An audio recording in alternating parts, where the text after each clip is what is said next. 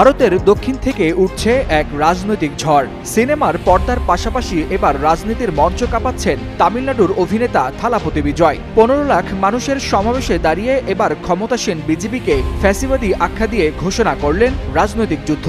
শুধু সিনেমার পর্দায় নয়, তামিলনাড়ুর লাখো তরুণের এই আইডল হয়ে উঠলেন প্রতিরোধের প্রতীক।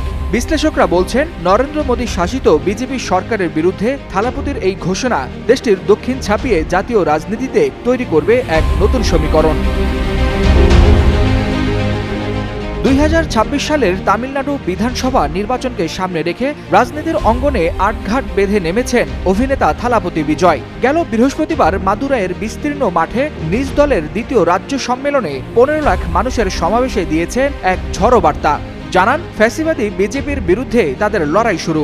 ভারতের প্রধানমন্ত্রী নরেন্দ্র মোদীর নেতৃত্বাধীন বিজেপিকে ধর্ম বিভাজনের হাতিয়ার বানানো এক শক্তি হিসেবে উল্লেখ করে সমাবেশে থালাপতি বলেন, গণতন্ত্রকে দুর্বল করে সমাজে বিভাজন ছড়িয়ে বিজেপি আজ ভারতের সবচেয়ে বড় আদর্শগত শত্রুতে পরিণত হয়েছে। ওই সমাবেশে তিনি কিছু রাজনৈতিক উদ্দেশ্য ও প্রতীকী বার্তা দিয়েছেন।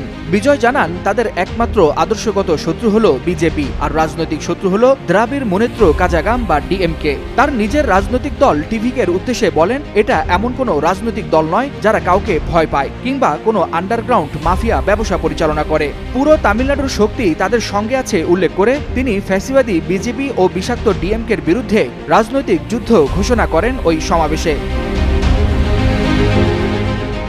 ভারতীয় সংবাদ সংস্থা পিটিআই থেকে শুরু করে এএনআই, এনটিভি, হিন্দুস্তান টাইমস, এমনকি ইন্ডিয়ান এক্সপ্রেস সবাই একসঙ্গে ছাপালেন বিজয়ের ঝড়ো বক্তব্য। তাদের বিশ্লেষণ, এই ঘোষণা নিছক কোনো রাজনৈতিক চ্যালেঞ্জ নয়, বরং জাতীয় রাজনীতিতে এক নতুন আলোর রেখা। থালাপতি বিজয়ের দল তামিলাকা ভেত্রি কাজগাম গেল বছরের 2 ফেব্রুয়ারি প্রতিষ্ঠার পর থেকেই তামিল রাজনীতিতে ঝড় তুলছে দলটি। সমতা, মুক্তচিন্তা, ধর্মনিরপেক্ষতা আর সামাজিক ন্যায় বিচার, এই 4 মূলনীতি তার দলের প্রাণ, যা বিজেপির মতাদর্শের সম্পূর্ণ বিপরীত।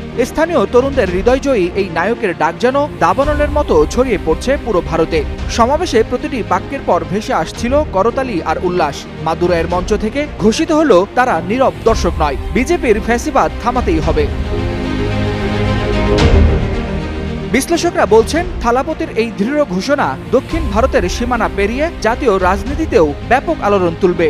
একজন তারকা রাজনীতিকের কণ্ঠে ফ্যাসিবাদী বিজেপির মতো শব্দ নিছক কোনো সংবাদ নয়, বরং এটি নতুন রাজনৈতিক সমীকরণের একটি সূচনা। ওয়ালিউল হাসানাত, যুগান্তর নিউজ।